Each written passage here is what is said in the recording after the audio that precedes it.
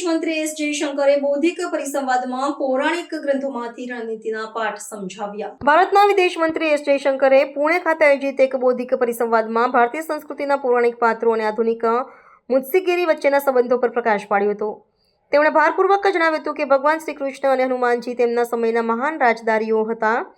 મંત્રીએ રામાયણ અને મહાભારતના પ્રસંગોને ટાંકીને સમજાવ્યું હતું કે કેવી રીતે પ્રાચીન કાળમાં વ્યૂહાત્મક સંવાદ અને પરિસ્થિતિના વિશ્લેષણ દ્વારા જટિલ સમસ્યાઓનું નિરાકરણ લાવવામાં આવ્યું હતું.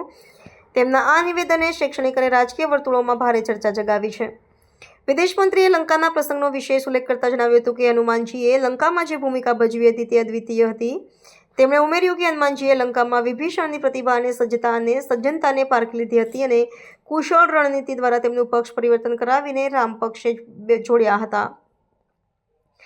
જયશંકરના મતે આ એક ઉચ્ચ કક્ષાની મુત્સદ્દીગીરી હતી, જેમાં ગુપ્ત માહિતી એકત્રિત કરવી એ પ્રતિસ્પર્ધાના પક્ષમાંથી સમર્થન મેળવવું એ આધુનિક વિદેશ નીતિના મહત્વના પાસાઓ સમાન છે. તેમણે હનુમાનજીને એક શ્રેષ્ઠ સંદેશવાહક અને કુશળ વ્યૂહરચનાકાર તરીકે વર્ણવ્યા હતા. વધુમાં તેમણે મહાભારતમાં શ્રી કૃષ્ણની ભૂમિકાને યાદ કરતા કહ્યું કે યુદ્ધ ટાળવા માટે કરવામાં આવેલી શાંતિ વાટાઘાટો રાજદ્વારી મધ્યસ્થતાનું ઉત્તમ ઉદાહરણ છે.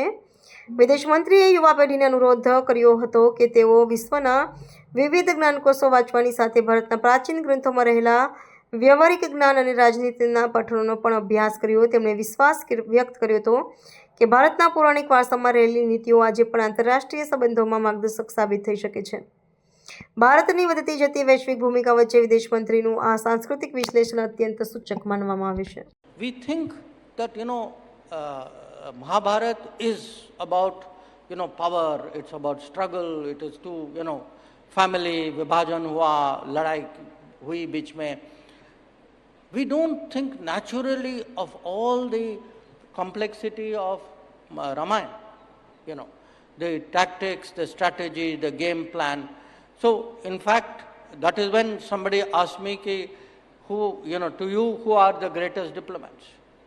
And at that time my mind was on this, so I said Sri Krishna and Hanuman, because one is the great diplomat of this story, Mahabharata, the other is a great diplomat of Ramayana.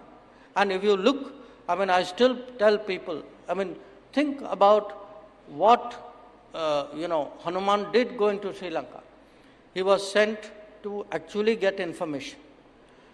वो गए वहाँ, he was able to get information, he was actually able to go all the way to meet Ma Sita. He was able to get her morale up, ki don't worry, we are.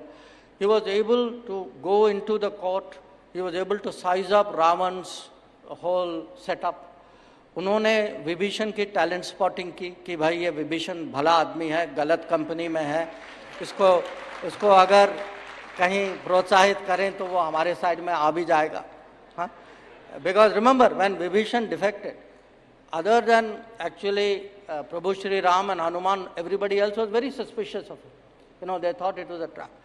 And then he was able to actually psychologically in a way defeat Ravan. कि आग लगा दी उनके पूंछ पे. He was able to burn the city down. Now, which bigger diplomat can you find?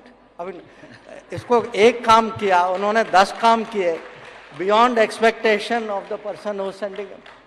Now now if a person like this you don't present before the world, I think we do our culture a great injustice.